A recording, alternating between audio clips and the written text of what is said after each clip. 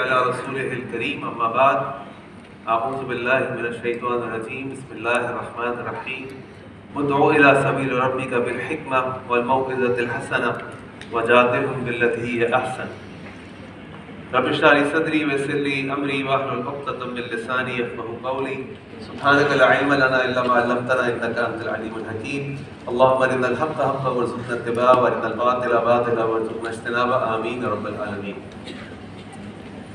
آپ میں سے کتنے لوگ ایسے ہیں جنہوں نے کبھی دو لوگوں کو غصے میں لڑتے ہوئے دیکھا ہے؟ ہاتھ اٹھائیں۔ ماشاءاللہ۔ کتنے قریب ہوتے ہیں جب وہ غصے میں لڑ رہے ہوتے ہیں، یعنی میرے بالکل سامنے کھڑا ہوتا ہے اور میں چیخ رہا ہوتا ہوں، کہہ رہا ہوتا ہوں، برا بھلا کہہ رہا ہوتا ہوں، بات سمجھا رہا ہوتا ہوں، لیکن اس کی سمجھ نہیں آتی۔ اس کے مقابلے میں کوئی دو ایسے لوگ آپ نے دیکھے ہیں جو اگر اس ہال کے اس کونے پر ایک بندہ ہو جہاں میں کھڑا ہوں اور کوئی اس ہال کے اس کونے پر ہو جو خواتین کی آخری رو ہے، پیچھے دیکھنے کی ضرورت نہیں ہے، اور وہ صرف سر کا اشارہ یوں کر دے یا مسکرا دے یا اپنی آنکھوں کو اوپر نیچے کر لے اور وہ میسج پورا کا پورا پہنچ جائے۔ کبھی ایسا ایکسپیرینس ہوا ہے؟ کون شادی شدہ لوگ ہیں یہاں پہ؟ اور کتنوں کی لو میرجز ہوئی ہوئی ہیں؟ آپ کو اچھی طرح اندازہ ہے۔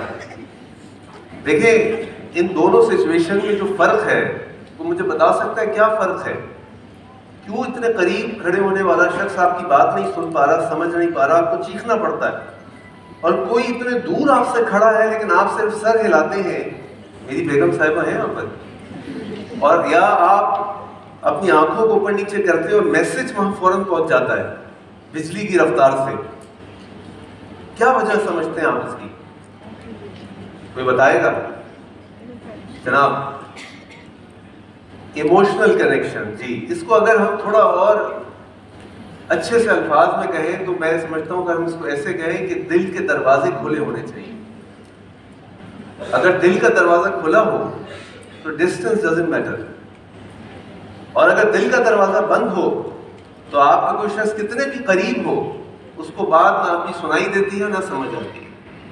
میرا جو آج آپ کے سامنے ٹاپک ہے جس پہ میں نے بات کرنی ہے وہ یہی ہے کہ ہم نے کیسے لوگوں کے دلوں کے دروازے کھول لیں۔ وہ دلوں کے دروازے آپ کے اپنے قریبی رشتہ دار ہوں، وہ آپ کے دوست ہوں، وہ آپ کی آڈینس ہو، وہ کوئی بھی ہو، لیکن اگر دل کا دروازہ کھلا ہوگا تو میسج پہنچے گا، اور اگر دل کا دروازہ بند ہوگا تو میسج نہیں پہنچے گا۔ آئیے دیکھتے ہیں کہ اللہ کے نبی صلی اللہ علیہ وسلم کی سیرت سے ہمیں اس کے بارے میں کیا لیسنز ملتے ہیں۔ اللہ کے نبی صلی اللہ علیہ وسلم کو ایک دفعہ شخص کے بارے میں پتہ چلا کہ اس کی محلے کی مسجد میں جو فجر کی نماز ہوتی ہے وہ جماعت نہیں پڑھتا، بلکہ جماعت ختم ہونے کے بعد پھر اپنی نماز پڑھتا ہے۔ ابھی ہم سب کے لیے بھی سوال ہے کہ ہم میں سے کتنے لوگ فجر کی نماز مسجد جا کر باجماعت پڑھتے ہیں؟ اللہ کے نبی صلی اللہ علیہ وسلم کو جب یہ بات پتہ چلی تو اللہ کے نبی صلی اللہ علیہ وسلم اس کو بلایا، میرے پاس آؤ اور مجھے بتاؤ کیا مسئلہ ہے؟ تمہاری مسجد میں فجر کی نماز ہوتی ہے اور تو نماز نہیں پڑھتے۔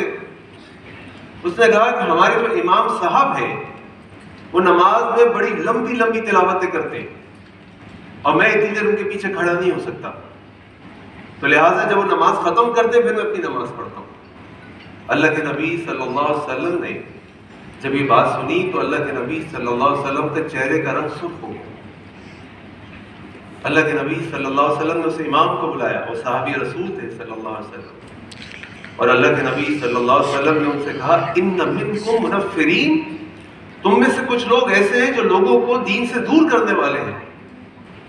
اب اگر آپ غور کریں اور ہم اپنے اعتبار سے سوچیں تو ہم حیران و پریشان ہمیں ہونا چاہیے کہ دیکھیں وہ امام نماز میں کیا پڑھ رہا تھا؟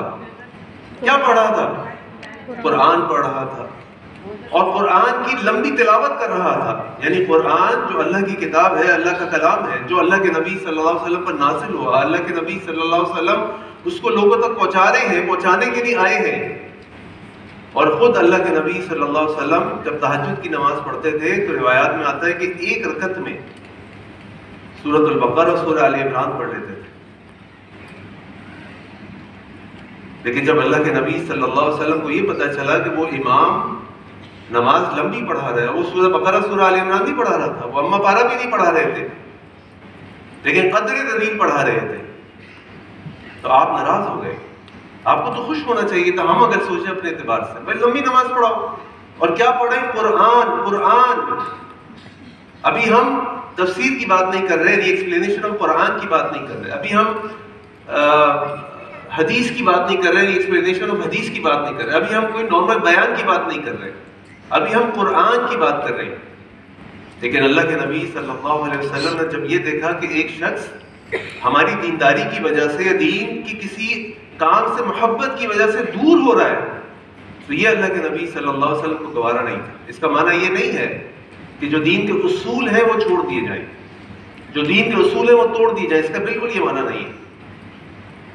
بلکہ جو ٹاپک ہے اس کو اگر آپ یہ ٹائٹل دیں کمپیشنٹ آرتھوڈاکسی، تو دس از دا ٹاپک، کہ آپ نے دین کے اصولوں پر بھی قائم رہنا ہے، لیکن آپ نے اس نرمی اور محبت سے قائم رہنا ہے کہ لوگ آپ اور دین کے قریب آئیں، نہ کہ آپ اور دین سے دور ہو جائیں۔ اور یہی اللہ کے نبی صلی اللہ علیہ وسلم کا اسوہ ہے، اور یہی اللہ کے نبی صلی اللہ علیہ وسلم کا طریقہ ہے۔ لیکن آج ہم کسی بھی وجہ سے سیرت سے اپنی مرضی کی چیری پکنگ کرتے ہیں، اپنی مرضی کا ٹاپک لیتے ہیں، اس کو ایک کلر دیتے ہیں، اور سیرت کا جو پورا اللہ کے نبی صلی اللہ علیہ وسلم کی جو پوری شخصیت ہے، جو پورا عمل ہے، جو پوری دعوت کی بنیاد ہے، اس کو چھوڑ کر اپنی مرضی کی چیز لے کر کسی کو دین سے باہر نکال دیتے ہیں، کسی کو کوئی سرٹیفکیٹ دے دیتے ہیں، اور کسی پہ کوئی نام لگا دیتے ہیں، جبکہ اللہ کے نبی صلی اللہ علیہ وسلم ایسا نہیں کرتے۔